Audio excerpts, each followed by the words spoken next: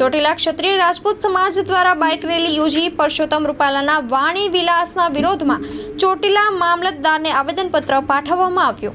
ચોટીલા હું રાષ્ટ્રીય પ્રમુખ અખિલ ભારતીય વિશ્વ ગૌશોધન પરિષદનો પ્રમુખ તરીકે અને ગૌરક્ષા સમિતિનો રાષ્ટ્રીય પ્રમુખ છું। હિન્દુ ધર્મ માટે ક્ષત્રિય સમાજે હંમેશા બલિદાનો આપ્યા છે અને ગૌ માતા માટે હંમેશા બલિદાનો આપ્યા છે। ત્યારે દરેક હિન્દુ ભાઈઓની ફરજ છે કે આજે હિન્દુ ધર્મના સંસ્કૃતિ ક્ષત્રિય સમાજના હિસાબે જ્યારે ભારતની અંદર ટકી રહી છે ત્યારે રૂપાલાનો જે વાણી વિલાસ છે ને એમાં હું તો એમ કહું છું કે એના વિરુદ્ધમાં કાયદેસરના પગલાં લેવા જોઈએ અને ચોટીલાના ક્ષત્રિય સમાજની હારે અમારી ગૌરક્ષાની જે આખી અમારી ટીમ છે એ ખડે પગે ઊભી છે। કોઈ પણ કાર્યક્રમમાં જેલમાં જવું પડે તો અમે તૈયાર છીએ। એના માટે અમે જાહેર ટેકો અમારી સંસ્થા વતી લેખિતમાં ક્ષત્રિય સમાજ રાજપૂત સમાજને આપીએ છીએ।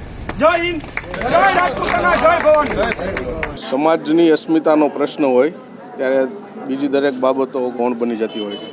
અત્યારે સમાજના દરેક પક્ષના અને દરેક ભાઈઓ દરેક ક્ષેત્રના અત્યારે જોડાઈ ગયા છે અને જે રીતે રોષ ફાટી નીકળ્યો છે રૂપાલાજી સામે એ રીતે ચોટીલા ક્ષત્રિય સમાજમાં પણ એના પડઘા પડ્યા છે અને એમની ઉમેદવારી રદ થાય એવી એકમાત્ર માંગ સાથે ચોટીલા સમસ્ત ક્ષત્રિય સમાજે આજે આવેદનપત્ર આપ્યું છે મામલતદારશ્રી અને ચૂંટણી અધિકારીશ્રીને।